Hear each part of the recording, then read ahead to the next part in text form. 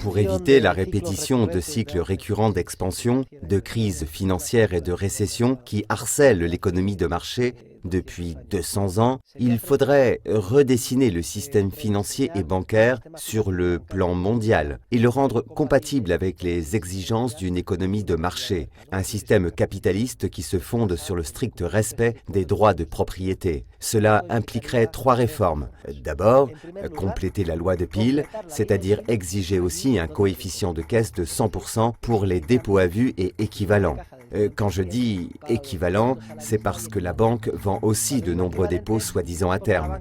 Mais en réalité, elle te dit, sotto voce, que tu peux les retirer sans pénalité quand tu voudras. Ce sont là aussi des dépôts à vue. Et la seconde mesure essentielle serait d'en terminer avec l'organe de planification financière, c'est-à-dire ce que nous appelons la banque centrale. Avec un coefficient de caisse de 100%, les banques centrales ne seraient plus nécessaires comme prêteurs en dernier recours. Il ne serait plus nécessaire de protéger la banque. Dans n'importe quel cas de perte de confiance, quand les déposants iraient retirer leur argent, ils seraient toujours là.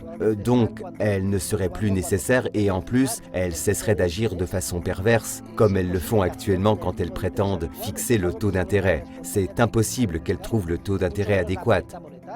C'est quelque chose que doit fixer spontanément le marché, et encore moins l'offre monétaire sans avoir de données sur la façon dont évolue l'économie et la demande. C'est impossible qu'elle puisse obtenir ces informations.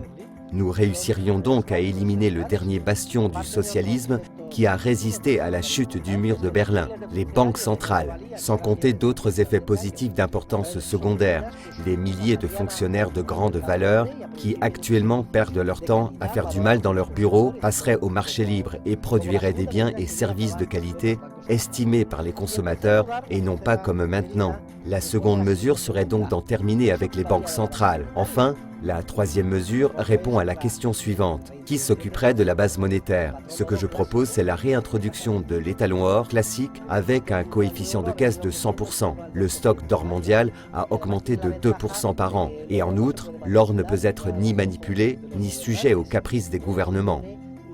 L'or suppose une espèce de corset qui discipline l'action de tous les agents faisant partie d'une société et participant au marché. C'est pourquoi l'or est une institution essentielle, tellement importante pour le progrès de la civilisation.